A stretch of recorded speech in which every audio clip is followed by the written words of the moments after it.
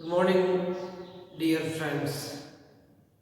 I hope that all you are enjoying the winter season. ઠંડીની અંદર તમે એન્જોયપૂર્વક તમારી લાઈફ અને સ્ટડી સારી રીતે વિતાવતા હશો. નવું ચેપ્ટર આપણે ચાલુ કરેલું છે કે જેમાં તરલ પ્રવાહી પદાર્થો એનું યંત્રશાસ્ત્ર કઈ રીતે વર્તે છે એની આપણે ચર્ચા કરી હતી. દબાણના જુદા જુદા એકમો વિશે જોયું હતું. કોઈ ઊંડાઈએ દબાણ P કેટલું હોય તો દબાણ P બરાબર PA + H ρg, જ્યાં PA એટલે એટમોસ્ફેરિક વાતાવરણનું દબાણ અને A 1.01 × 10⁵ પાસ્કલ. H એટલે કેટલી ઊંડાઈએ, ρ એટલે ઘનતા અને g એટલે ગુરુત્વ પ્રવેગ.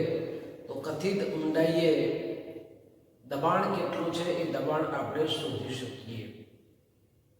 સ્વિમિંગ પુલમાં નાવા પડ્યા હોય અને કોઈ ઊંડાઈએ તમે જાઓ તો એ જેમ જેમ ઊંડે જતા જાઓ એમ એમ દબાણ છે એ દબાણ વધતું જાય. તમારામાંથી કોઈ સ્વિમિંગ કરવા ગયું હોય અને અનુભવ કર્યો, ખ્યાલ આવે કે અંદર જઈએ એમ એમ દબાણ છે દબાણ વધતું જાય. કેમ કે જેટલી ઊંડાઈ વધશે એટલું H ρg નું મૂલ્ય વધશે, પરિણામી દબાણ છે એ વધે. વાતાવરણનું દબાણ એટમોસ્ફેરિક પ્રેશર જેને આપણે PA વડે દર્શાવીએ છીએ. તો દબાણ માપતા સાધનો કયા કયા? તો દબાણ માપતા સાધનોમાં અહીંયા એક દર્શાવ્યું છે પારાનું બેરોમીટર. જેમ તાપમાન માપે છે થર્મોમીટર, તાપમાન માપવા માટે થર્મોમીટર છે, એમ દબાણ માપવું હોય તો એના માટે પારાનું બેરોમીટર વપરાય છે. બીપી માપવામાં આવે, બ્લડ પ્રેશર, તો એમાં પણ બેરોમીટરનો યુઝ કરવામાં આવે. તમારામાંના કેટલાક સ્ટુડન્ટ મેડિકલમાં જશે તો બીપી માપવામાં આવે છે, અહીંયાથી દબાણ ઉત્પન્ન કરે બરાબર પંપ મારીને, અને પછી સિસ્ટોલિક અને ડાયસ્ટોલિક ઊંચું લેવલ અને નીચું લેવલ કેટલું છે એની તપાસ, બ્લડ પ્રેશર આપણા બોડીમાં કેટલું છે એ નક્કી કરવામાં આવે છે. આકૃતિમાં તમે જુઓ પારાનું બેરોમીટર, દબાણ માપતું એક સાધન. એમાં આવું કોઈ એક પ્રવાહી ભરેલું છે. પ્રવાહીમાં તમે ગમે તે લઈશું અને એમાં આવી એક ઊંધી કસનળી ટાઈપ ઊંધી ટ્યુબ મૂકેલી છે. એમાં અહીંયા આ રીતે સપાટીમાં ભરેલું છે. ત્યારે આ સપાટીને સમક્ષિતિજ એક્ઝેક્ટ સામે બિંદુ A છે, અહીંયા બિંદુ B જે અહીંયા હવા સાથે સીધા સંપર્કમાં છે. અહીંયા દબાણ કેટલું હોવાનું? એટમોસ્ફેરિક પ્રેશર હોવાનું. અહીંયા દબાણ કેટલું હોવાનું? PA જેટલું હોવાનું. પણ અહીંયા દબાણ કોઈ હોવાનું.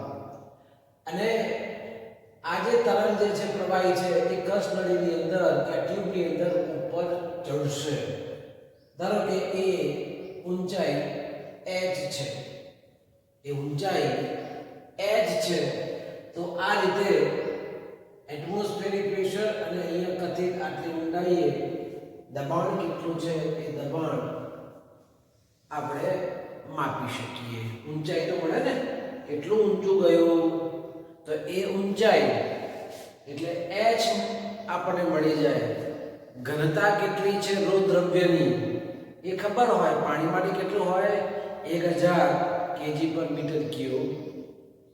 જે ગુરુત્વ પ્રવેગ જાણેલી કિંમત છે, તો એ પાસે દબાણ કેટલું છે એ દબાણ આપણે શોધી શકીએ. દરિયાની સપાટી આપણે આઈડિયલ કન્ડિશનની અંદર દરિયો અને દરિયાની સપાટીને ધ્યાનમાં લેવામાં આવે છે. એટલે જ પર્વતારોહકો તો એ દરિયાની સપાટીથી કેટલા ઊંચે છે એ સંદર્ભ લેવામાં આવે છે. તમે રેલવે સ્ટેશન તમે જાઓ તો તમે જો તો રેલવે સ્ટેશન એટલે અમદાવાદ જંકશન અને ત્યાં 132 મીટર, વડોદરા તમે જાઓ તો 146 મીટર, એવું લખેલું હોય છે. એ શું સૂચવે છે? તો દરિયાની સપાટી કરતી અમદાવાદ કેટલું ઊંચે છે, દરિયાની સપાટી કરતી વડોદરા કેટલું ઊંચું છે. લગભગ દરેકે દરેક રેલવે સ્ટેશન ઉપર મેઇન પ્લેટફોર્મ પર મોટું બોર્ડ હોય છે ને, યલો કલરનું અંદર બ્લેક લખેલું. તમે હવે જાઓ તો જોજો, ત્યાં નાનકડા અક્ષરથી કોઈ વેલ્યુ લખેલી છે મીટરમાં, અને એ મીટરમાં વેલ્યુ બીજું કશું જ નથી, પણ જે તે સ્થળ છે એ દરિયાની સપાટી કરતાં કેટલું ઊંચે છે એ માહિતી ત્યાં લખેલી છે. આપણે નજરઅંદાજ કરીએ છીએ, પણ એ આંકડાઓ જે છે દરિયાની સપાટીથી કેટલા ઊંચે છે એનો અંદાજ આપે છે.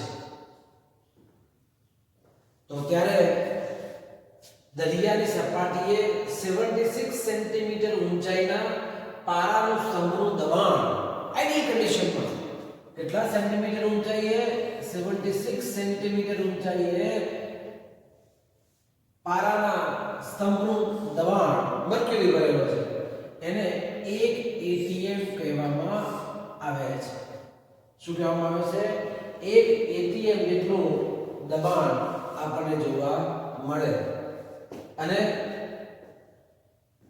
કેટલાક સંકેતો તમે જુઓ, બીજા પણ એકમો છે. એ પૈકી ટોરેસિલી નામના વૈજ્ઞાનિકે જે દબાણ શોધ્યું છે એના આધારે એકમ આપ્યો, ટોરેસિલીના આધારે ટોર આપ્યો. તો 1 ટોર TORR is equal to 133 pascal.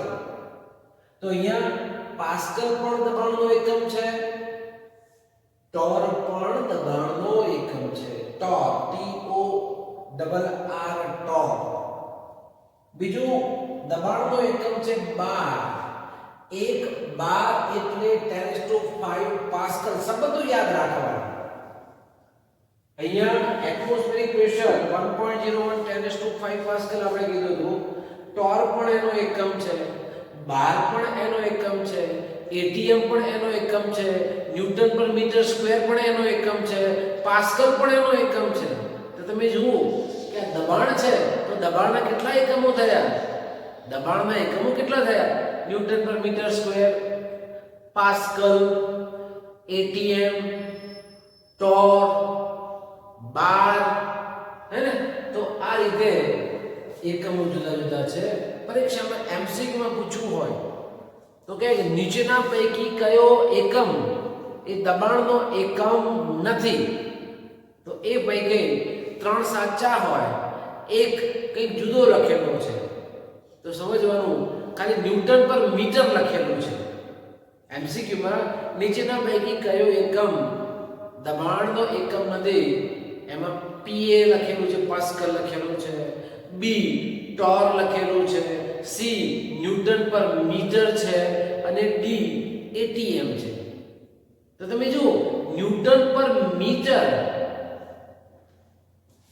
એ દબાણનો એકમ નથી. દબાણનો સાચો એકમ કયો છે? ન્યૂટન પર મીટર સ્ક્વેર થવો જોઈએ. તો આ જે વિકલ્પ છે દબાણનો એકમ નથી. આપણે કોઈ એક્ઝામની અંદર આવો એમસીક્યુ મૂકીશું, એટલે દબાણના બધા જ એકમો આપણે યાદ રાખવાના. ફરી કોઈ તમે જુઓ કયા કયા એકમો છે? તો newton per metre square, pascal, atm, torr, bar, બધા જ દબાણના એકમો છે. ક્લિયર? બીજું છે આપણું મેનોમીટર. હવે મેનોમીટર एक्चुअली મેનોમીટર એ બીજું કશું જ નથી પણ યુ આકારની નળી. અહીંયા તમે જો કે નળી સીધી છે પણ અહીંયા આનો આકાર કેવો છે તમે જો તો યુ આકારનો છે. તો હવે યુ આકારની નળીને જ મેનોમીટર કહેવામાં આવે છે. તો મેનોમીટર વડે પણ દબાણ માપવામાં આવે. તો પારાના બેરોમીટરથી દબાણ માપી શકાય, આ મેનોમીટર વડે પણ દબાણ માપી શકાય. અને એમાં કોઈ અહીંયા તરલ પ્રવાહી ભરેલું છે, આ વેક્યુમ પોર્શન છે. તો અહીંયા આ જે સપાટી અહીંથી કોઈ પ્રવાહી નાખેલું છે તો પ્રવાહી નાખતા નાખતા આ સપાટી આટલે ઊંચે ગઈ, આટલે ઊંચે ગઈ. તો હવે આ સપાટી વાળું પોઈન્ટ ને ધારો કે હું A કહી દઉં, એને સીધા સમક્ષિતિજમાં પોઈન્ટ B. તો હવે આટલી જે ઊંચાઈ છે એને આપણે ઊંચાઈ h વડે દર્શાવીશું. શું છે? ઊંચાઈ h છે. બરાબર? તો આટલી ઊંચાઈ h મળે, પ્રવાહી ભરેલું છે માટે અહીંથી નાખતા જાવ તો એ આટલા સુધી આવે નથી, આ આગળ વધતું નથી. અને ધારો કે કોઈ પ્રવાહી આ અહીંયા જાય તો એ વખતે ઊંચાઈ કેવી થઈ જાય? ઘટે, ઓછી થાય. ઊંચાઈ ઘટે તો દબાણ કેવું થશે? ત્યાં ઘટવાનું. પીએ તો ખરું જ, પીએ કરતા તો એટલે એટમોસ્ફેરિક પ્રેશર કરતા તો વધારે જ હોવાનું. તો આ મેનોમીટર વડે પણ દબાણ કેટલું છે એ દબાણ આપણે માપી શકીએ. ક્લિયર? તો દબાણ માપતા બે સાધનો, એક છે પારાનું બેરોમીટર અને બીજું છે અહીંયા મેનોમીટર. હવે એક સ્વાધ્યાયનો દાખલો આપણે જરા ઉદાહરણનો પ્રશ્ન જોઈએ. દરિયાની સપાટી આગળ વાતાવરણની ઘનતા 1.29 kg/m3 છે. ટેક્સ્ટ બુક હોય તો પેજ નંબર 250, ઉદાહરણ નંબર 10.3. તો આ ઉદાહરણ 10.3 ની અંદર હું રકમ વાંચું છું, જરા તમે ધ્યાન આપો. દરિયાની સપાટી આગળ વાતાવરણની ઘનતા 1.29 kg/m3 છે. ઊંચાઈ સાથે તેમાં ફેરફાર થતો નથી એમ ધારો તો વાતાવરણ કેટલી ઊંચાઈ સુધી વિસ્તરેલું હશે? તો વાતાવરણની ઘનતા એટલે આપણને રો આપેલું છે. ઉદાહરણ નંબર 10.3 ઘનતા રો 1.29 kg/m3 છે. વાતાવરણ કેટલી ઊંચાઈ સુધી હશે? હવે વાતાવરણ કેટલી ઊંચાઈ સુધી હશે એ માટે આપણું જે સૂત્ર છે P બરાબર PA + H ρg. P સૂત્ર કયું છે? P બરાબર PA + H ρg. અહીંયા આપણે PA ની કિંમત આપણે હાથ ધ્યાનમાં નથી લેવાની, ખાલી P બરાબર H ρg તમે મૂકો. તો H કેટલું છે ખબર નથી, ઘનતા રો કેટલી છે? 1.29 અને g ની કિંમત 9.8. ઓકે, હવે અહીંયા રકમમાં કીધું છે ઊંચાઈ સાથેનો ફેરફાર થતો નથી એમ ધારો. હવે એ ધારો એટલે P - PA છે એને આપણે કન્સિડર કરતા હોઈએ ત્યારે દબાણ જે છે એ દબાણ એટમોસ્ફેરિક પ્રેશર જેટલું જ મળે. એટલે એ 1.01 × 10⁵ 1.01 × 10⁵ is equal to H 1.29 9.8. આપણે તો H ઊંચાઈ શોધવી છે. તો H is equal to આ બંને પદ ક્યાં આવશે? છેદમાં 1.01 10 is to 5 1.29 9.8 તો અહીંયા h ની કિંમત 7989 મીટર એ લગભગ 8000 મીટર એટલે આપણે લગભગ 8 કિલોમીટર જેટલું દબાણ વાતાવરણ હશે તો આપેલા પ્રશ્નમાં એવું છે કે કોઈ ઘનતા છે દરિયાની સપાટી પર વાતાવરણની ઘનતા 1.29 છે દરિયાની સપાટી આગળ તો એ વાતાવરણ કેટલી ઊંચાઈ સુધી હશે તો એ ઊંચાઈ છે એ 8000 મીટર એટલે 8 કિલોમીટર સુધી વાતાવરણ હશે પછી ત્યાંથી ઉપર જઈએ તો ત્યાં હવા મળે નહીં વાતાવરણ ત્યાં હોય નહીં ખબર છે આપણે પહેલા આગળના ચેપ્ટરમાં જોયું કે હિમાલય એવરેસ્ટ છે એટલે લગભગ 8000 કિલોમીટર એનાથી વધારે છે નહીં ઉપર જેમ જેમ જતા જાઓ એમ ઘનતા છે એ ઘનતા ઘટે છે ઘનતા ઘટે અને એક સમય એવું છે કે ત્યાં પછી વાતાવરણ હોતું નથી હવા પાતળી થતી જાય છે પછી લુપ્ત થઈ જાય પછી ત્યાં નથી આવતું તો એ સંજોગોમાં ગુરુત્વ પ્રવેગ પણ ત્યાં અસર કરતા નથી માટે જો દરિયાની સપાટી ઘનતા 1.29 kg/m³ હોય તો કેટલી ઊંચાઈ સુધી વાતાવરણ હશે 8000 મીટર એટલે કે 8 કિલોમીટર સુધી ત્યાં વાતાવરણ હોઈ શકે એના પછી નહીં હોય વાતાવરણ ટૂંકા પ્રશ્નમાં પૂછવું હોય તો પૂછી શકાય ઓકે હવે આવે છે ઉદાહરણ 10.4 એ અગત્યનું છે 10.4 આ તમારે ખાસ તૈયાર કરવાનું જો હું વખતો વખત કહેતો જાઉં છું તમારે શામાં વધારે ધ્યાન રાખવા જેવું છે તો એક એકમો તમારે બરાબર યાદ રાખવાના અને આવા સંબંધો જે છે એ સંબંધો તમારે ધ્યાનમાં રાખવાના પેલું એક રહી ગયું જો અહીંયા એક ટોર 133 પા એક બાર 10⁵ પાસ્કલ 8 atm એટલે 1.01 into 10⁵ પાસ્કલ ક્લિયર ઉદાહરણ 10.4 દરિયામાં ઊંડે 1000 મીટર ઊંડાઈએ નિરપેક્ષ દબાણ કેટલું હશે ગેજ દબાણ કેટલું હશે અંદરના ભાગમાં વાતાવરણનું દબાણ જાળવેલ હોય તેવી એક સબમરીનની 20 સેન્ટીમીટર બાય 20 સેન્ટીમીટરની બારી પર આ ઊંડાઈએ લાગતું બળ કેટલું હશે દરિયાના પાણીની ઘનતા 1.03 kg/m³ છે જેની વેલ્યુ 10 મીટર/સેકન્ડ² લો જો અહીંયા ઉલ્લેખ કરેલો છે કે ગુરુત્વ પ્રવેગ g 10 લેવાનો તો આપણે એ વખતે 10 મૂકવાનું 9.8 કોઈ જરૂર નથી પણ જો કોઈ ઉલ્લેખ ન હોય તો 9.8 લઈ લો તો અહીંયા એવું કહેવું છે કે દરિયાની સપાટીમાં ઊંડે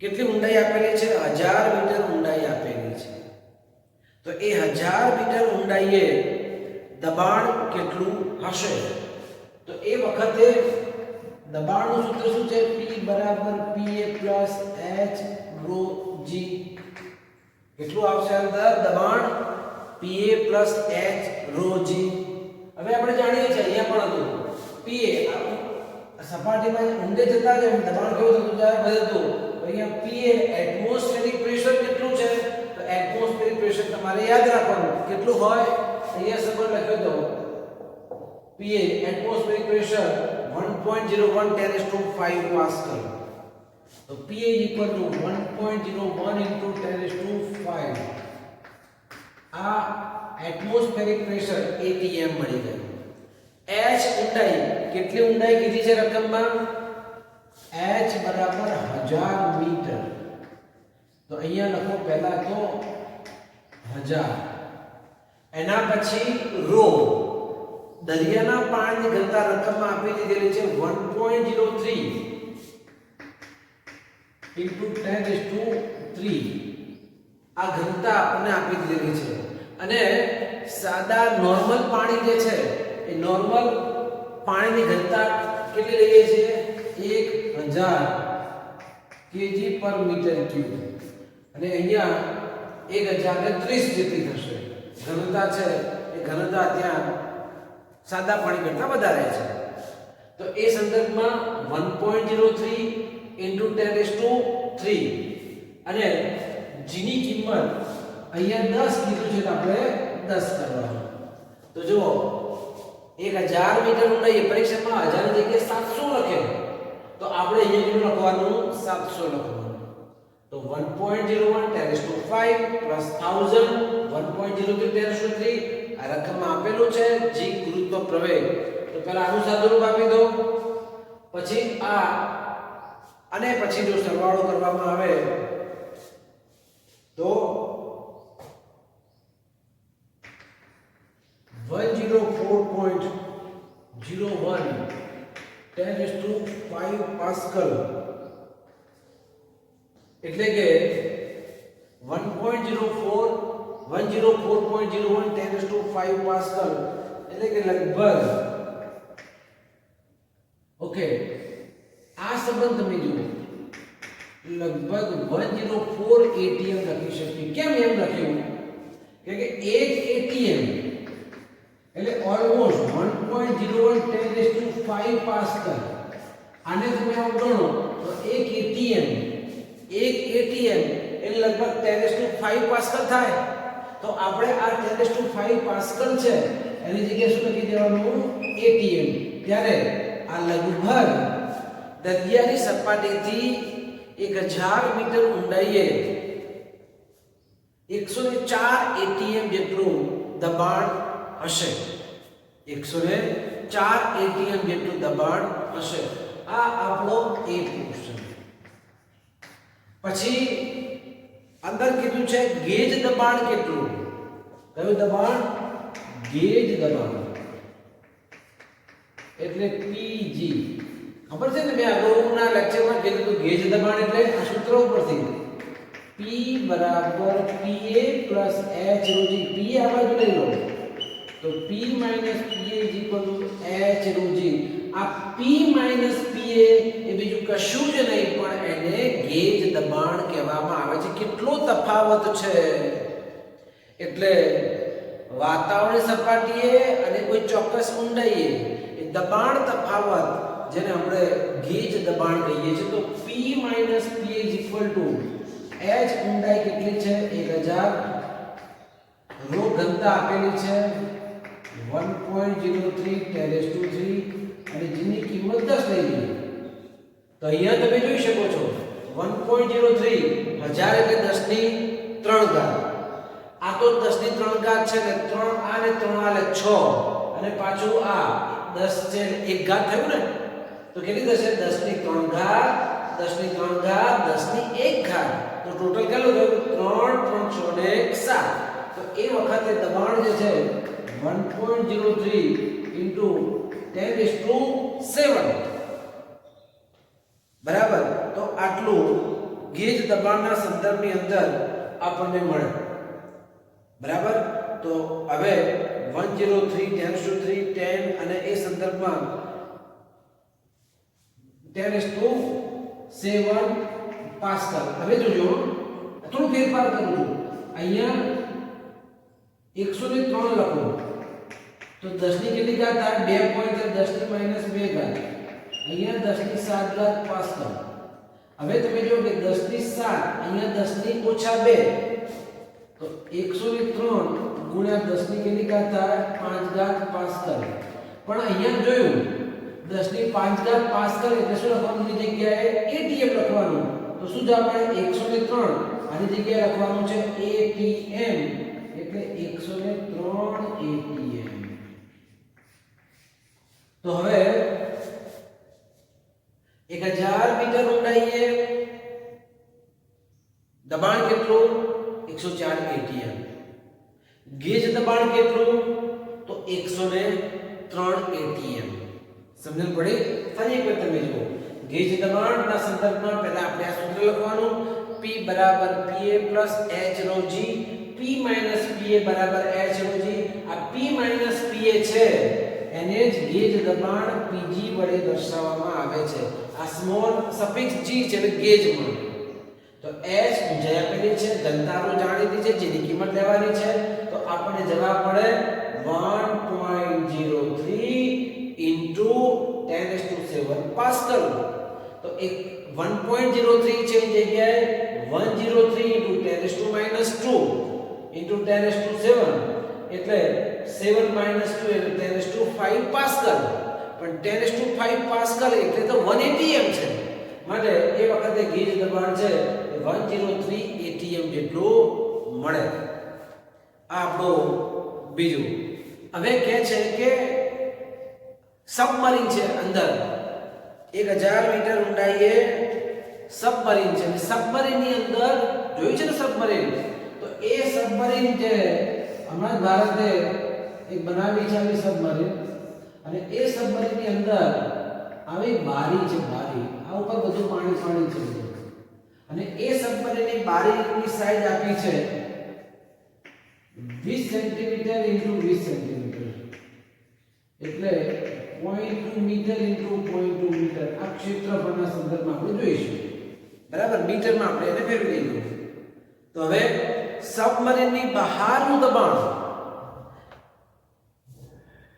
કેટલી ઊંડાઈએ બારી પર આ ઊંડાઈ લાગતું બળ કેટલું હશે એ આપણે શોધવું છે. તો આનું ક્ષેત્રફળ કેટલું થઈ જાય? આ બારીનું ક્ષેત્રફળ A બરાબર 0.2 × 0.2 મીટર સ્ક્વેર, તો 0.04 મીટર સ્ક્વેર એટલું મળે. બારીનું ક્ષેત્રફળ 0.04 જેટલું મળે. શું શોધવું છે? બળ શોધવું છે. શું શોધવું છે? બળ શોધવું છે. આપણને ખબર છે દબાણ બરાબર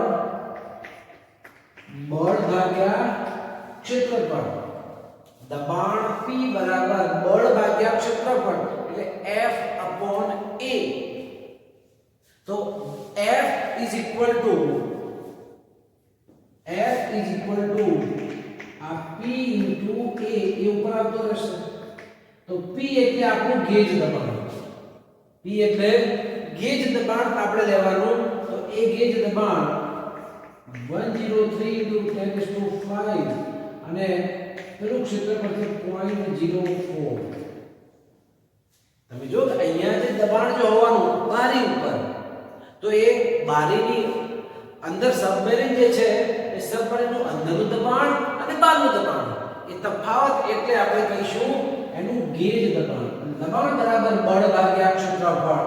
ત્યારે અહીંયા PG સફિક્સ તરીકે વાપરું ત્યારે 103 × 0.04 × 10⁵ કરીએ તો જવાબ છે એ જવાબ 4.12 × 10⁵ પાસ્કલ જેટલું થશે. કેટલું મળે? આપણે તો બળ શોધવાનું છે ને, ન્યૂટન. તો એ વખતે બારી ઉપર લાગતું બળ કેટલું? બારી જે છે ને સબમરીનની અંદર, તો એ સબમરીનની અંદર એની બારીની સાઈઝ આપણને આપી દીધેલી છે A બરાબર. નાની બારી હોય હો, નહીં તો જો તો બારી હોય મોટી તો ફૂટી જાય. દબાણનો તફાવત એટલો બધો જબરજસ્ત હોય. હવે દબાણ બરાબર બળ ભાગ્યા ક્ષેત્રફળ. આપણે બળ શોધવું છે. તો F બરાબર PA. P કેટલું છે? આપણે શોધ્યું છે 103 atm એટલે કે 103 × 10⁵ પાસ્કલમાં લઈ જવાનું, atm માં નહીં રાખવાનું. અને A એટલે લંબાઈ પહોળાઈથી આપણે ક્ષેત્રફળ શોધી શકીએ. અને આથી 4.12 × 10⁵ ન્યૂટન ટ્રેમેન્ડસ આ તો ફોર્સ થયું. 4.12 × 10⁵ એટલે કેટલું અંદર બળ લાગે બારી ઉપર. તો આપણા પ્રશ્નની અંદર ત્રણ બાબતો હતી. એક તો કથિત ઊંડાઈએ દબાણ કેટલું હશે એ શોધ્યું, પછી અંદર અને બહારના દબાણના સાપેક્ષમાં ગેજ દબાણ શોધ્યું, અને પછી નીચે સબમરીન છે એ સબમરીનની બારી છે, તો એ બારી પર આ ઊંડાઈએ લાગતું બળ કેટલું હશે તો એ બારી ઉપર 4.12 × 10⁵ ન્યૂટન જેટલું બળ ત્યાં લાગતું હશે. ક્લિયર? સમજણ પડી? ઓકે. હવે આવે છે હાઇડ્રોલિક યંત્રો, હાઇડ્રોલિક મશીનરી તમે પરિચિત છો. હાલ હાઇડ્રોલિક યંત્રની મદદથી ઓછા પ્રયત્નો વડે પણ વધુ કાર્ય આપણે કરી શકીએ છીએ. ઓછા પ્રયત્નો વડે જેસીબી મશીન જે છે એ હાઇડ્રોલિક સિસ્ટમ આધારિત એ કામ કરે છે. હાઇડ્રોલિક સિસ્ટમ આધારિત કામ કરે છે અને એમાં એક બાજુ સાંકડો ભાગ રાખવાનો છે, બીજી બાજુ પહોળો ભાગ રાખવાનો છે અને એ સંદર્ભમાં યંત્રો કામ કરે. ઓછા પ્રયત્ન બળ વડે દબાણ વધારી શકાય અને એ દબાણ વધારતા કાર્ય છે એ કાર્ય આપણે વધુ કરી શકીએ. બળ છે એ બળ વધારે લાગુ પાડી શકીએ. આપણું જે સૂત્ર હતું દબાણ P બરાબર F/A, આ સૂત્રને આધારે આપણે ઘણું બધું કાર્ય કરી શકીએ. જો ક્ષેત્રફળ A, સમજો તમે, જો ક્ષેત્રફળ A જો નાનું હોય, આપણે અહીંયા સૂત્ર લખું છું, દબાણ P બરાબર F/A. જો ક્ષેત્રફળ A ઓછું હોય, નાનું ક્ષેત્રફળ લઈએ તો દબાણ કેવું થશે? વધશે. અને જો ક્ષેત્રફળ મોટું લઈએ, છેદ વધશે, છેદ વધે તો દબાણ શું થઈ જાય? ઘટે. તો એ સંદર્ભની અંદર કેટલા દબાણની રિક્વાયરમેન્ટ રહેશે?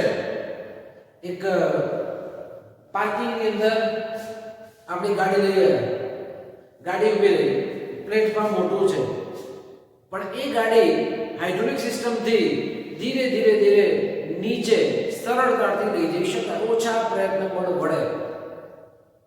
બરાબર? એ જ રીતે ગાડીને ઉપર કોઈ સ્ટોરમાં મૂકવી હોય તો એ ગાડી ઉપર પણ લઈ જઈ શકાય. જે હાઇડ્રોલિક સિસ્ટમને આધારે આપણે એ કરી શકીએ. તો અહીંયા હાઇડ્રોલિક લિફ્ટ, હાઇડ્રોલિક બ્રેક એ બધામાં આ સિસ્ટમ કામ કરે. ગાડીની અંદર પણ હવે તો હાઇડ્રોલિક બ્રેક આવે, કારમાં એવો હાઇડ્રોલિક સિસ્ટમ છે, હાઇડ્રોલિક ઓઇલ અંદર આવે તો તમે બ્રેક તમે મારો તો આવડી મોટી ગાડી આટલા વજનવાળી ઊભી લઈ જઈ શકે છે. કેમ લઈ જઈ શકે છે?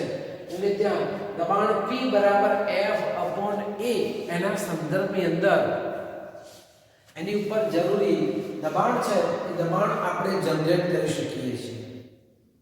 બે બાજુ નળાકાર હોય, જો અહીંયા સમજો આકૃતિ એક જરા દોરું છું,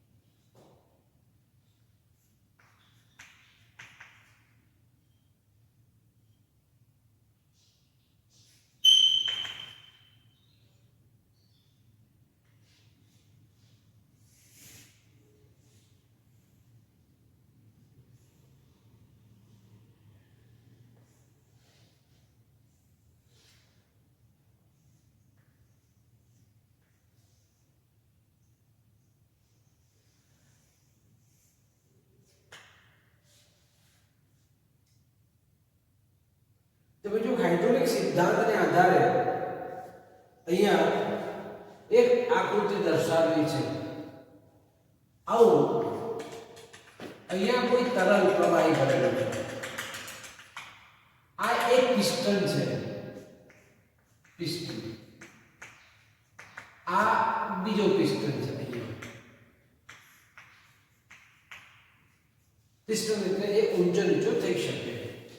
હવે તમે અહીંયાથી ધક્કો મારશો, અહીંયાથી નીચે તરફ ધક્કો લાવો, ધારો કે આ ક્ષેત્રફળ, આ ક્ષેત્રફળ આપણે A1 લઈ દઈએ તો અહીંયા કેટલું દબાણ મળે? તો P1 બરાબર F 1/A1 કહી દઈએ.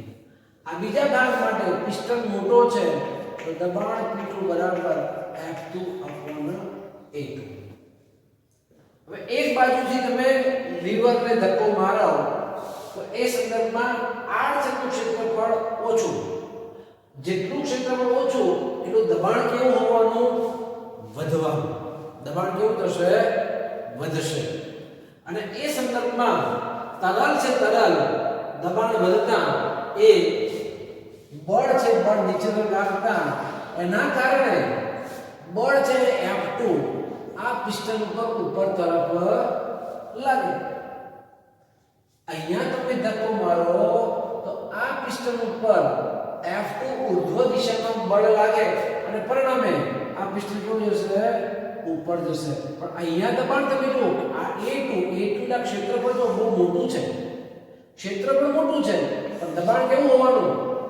ઘટશે. થોડું ક્ષેત્રફળ મોટું છે એટલે દબાણ ઘટે. એટલે સરળતાથી આપણે પેલી બાજુ દબાવીએ તો આખી કાર છે, કાર ઊંચી કરી શકીએ. બાકી તો 5 જણા હોય તો એ કારના તે ઊંચી ના કરી શકાય. 5 જણા પકડો ના ઊંચી થાય. પણ અહીંયા એકલો માણસ છે એ સરળતાથી આ પિસ્ટન જે છે એ પિસ્ટનના આવા ફ્રેમવર્કના કારણે અહીંયા અંદર ઓઇલ ભરેલું હોય અને એ હાઇડ્રોલિક સિસ્ટમ એના દ્વારા આપણે જરૂરી કાર્ય આપણે કરી શકીએ. દબાણ P બરાબર F1 અને F2. દરેક સપાટીને સ્થાનિક પ્રસરીને નળાકારમાં મોટા આડછેદના ક્ષેત્રફળ સાથે જો ગોઠવવામાં આવે ત્યારે નાના પિસ્ટન ઉપર લાગતું દબાણ P બરાબર F1/A1 બરાબર પેલી બાજુ અહીંયા જો P1 બરાબર P2 થતું હોય તો F1/A1 બરાબર શું લખી શકાય? F2/A2. તો એ સંદર્ભમાં આપણે ગુણાકાર કરીએ તો F1/A2 upon A1 બરાબર F2. સૂત્ર સમજો તમે. જે દબાણ અહીંયા લાગે છે એ દબાણ અહીંયા લાગવાનું, દબાણ એનું જ લાગશે બરાબર.